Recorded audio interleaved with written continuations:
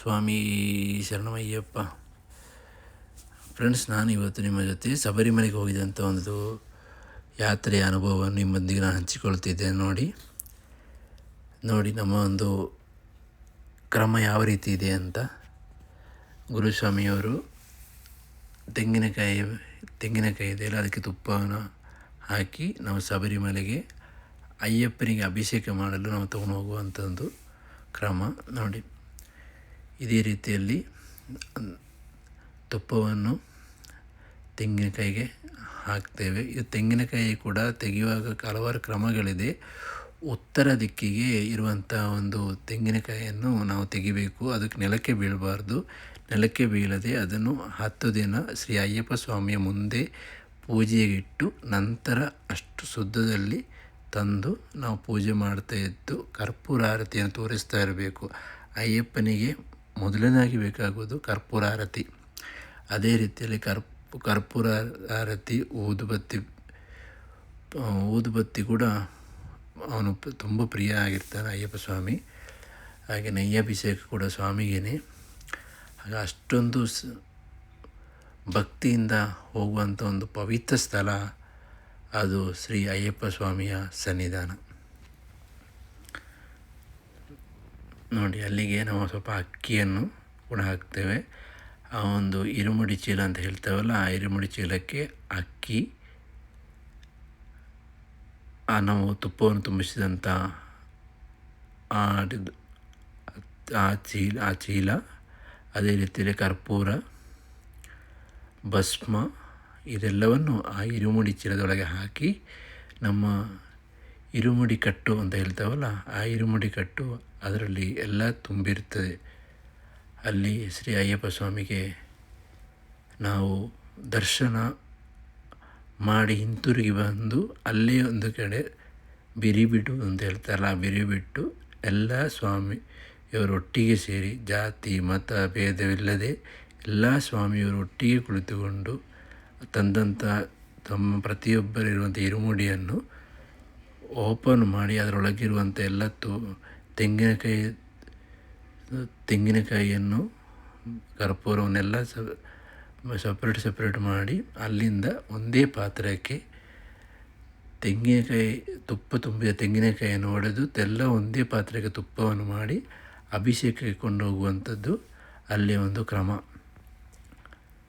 ಅಲ್ಲಿ ನೋಡಿ, ಈ ರೀತಿ ಇರುಮುಡಿ ಕಟ್ಟಿಗೆ ಆಶೀರ್ವಾದ ಮಾಡಿ ನಮ್ಮ ಗುರುಸ್ವಾಮಿಯ ಆಶೀರ್ವಾದ ಕೂಡ ಪಡೆದು ಕರ್ಪೂರ ಆರತಿಯನ್ನು ಮಾಡಿ ನಾವು ಧರಿಸಿದಂಥ ಮಾಲೆಯು ಕೂಡ ಆರತಿಯನ್ನು ತೆಗೆದುಕೊಂಡು ನಮ್ಮ ಇರುಮುಡಿಗೆ ಚೀಲಕ್ಕೆ ಆರತಿ ಮಾಡಿ ಶ್ರೀ ಗಣಪತಿ ದೇವರ ದರ್ಶನ ಮಾಡಿ ಗಣಪತಿಗೆ ತೆಂಗಿನಕಾಯಿಯನ್ನು ಹೊಡೆದು ನಮ್ಮ ಯಾತ್ರೆಯನ್ನು ಮುಂದುವರಿಸುವಂಥದ್ದು ಕ್ರಮ.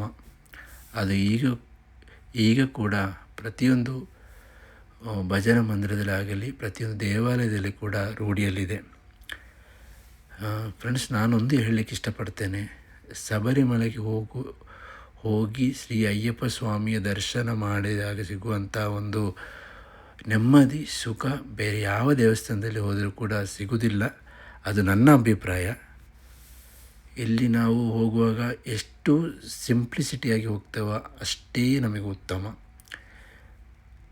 ಯಾವುದೇ ಒಂದು ಪಾದರಕ್ಷೆಯನ್ನು ಧರಿಸುವಾಗಿಲ್ಲ,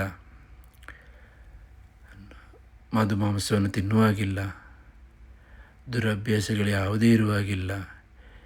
ಈ ಶ್ರೀ ಸ್ವಾಮಿ ಅಯ್ಯಪ್ಪ ಸ್ವಾಮಿಯ ಮಾಲೆಯನ್ನು ಧರಿಸಿ ಫುಲ್ ಬ್ರಹ್ಮಚಾರಿತ್ವವನ್ನು ಸ್ವೀಕರಿಸಿಕೊಂಡು ಶ್ರೀ ಅಯ್ಯಪ್ಪ ಸ್ವಾಮಿಯನ್ನು ನೋಡಲಿಕ್ಕೆ ಹೋಗುವಂಥ ಒಂದು ಸನ್ನಿವೇಶ. ಅಯ್ಯಪ್ಪ ಸ್ವಾಮಿ ಶ್ರೀದೇವರ ಸ್ಮರಣೆ ಮಾತ್ರ ಮನಸ್ಸಲ್ಲಿ ಒಂದೇ ಒಂದು ಲಕ್ಷ್ಯ ಅಂತೇಳಿದರೆ ಅದು ಶ್ರೀ ಅಯ್ಯಪ್ಪ ಸ್ವಾಮಿಯನ್ನು ಕಾಣಬೇಕು, ಶ್ರೀ ಸ್ವಾಮಿಯ ದರ್ಶನ ಮಾಡಬೇಕು, ಒಳ್ಳೆಯ ರೀತಿಯಲ್ಲಿ ದರ್ಶನ ಆಗಿರಬೇಕು, ಆ ಒಂದು ನಮ್ಮೆಲ್ಲ ಕಷ್ಟಗಳು ಪರಿಹಾರ ಆಗಿರಬೇಕು. ಅದೇ ಹೋಗುವಂಥ ಒಂದೇ ಒಂದು ಉದ್ದೇಶ ಶ್ರೀ ಅಯ್ಯಪ್ಪ ಸ್ವಾಮಿ.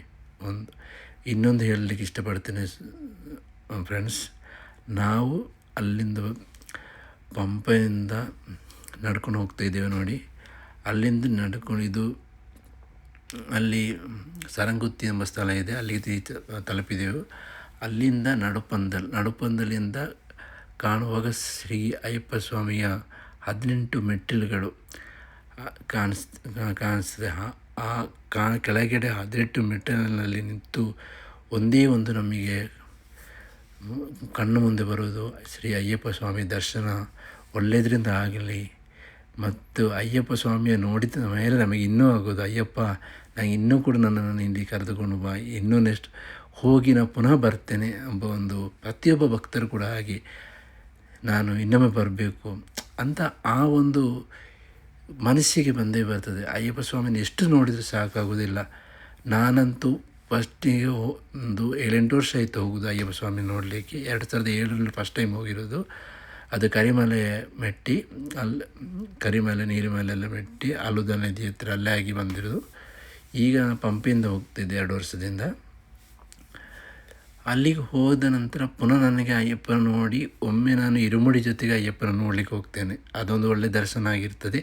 ವಾಪಸ್ ನಾನು ಬಿರಿ ಬಿಟ್ಟು ಪುನಃ ಅಯ್ಯಪ್ಪನ ನೋಡಬೇಕು, ನನಗೆ ಅಯ್ಯಪ್ಪನ ಕಾಣಬೇಕು ಅಂತ ವಾಪಸ್ಸು ನಾನು ಹೋಗಿದ್ದು ಎಷ್ಟು ಉಂಟು ನೋಡಿ. ಇದು 18 ಮೆಟ್ಟಿಲಿದ್ದೇನಲ್ಲ, ಎಲ್ಲರೂ ಅಯ್ಯಪ್ಪ ಸ್ವಾಮಿಯ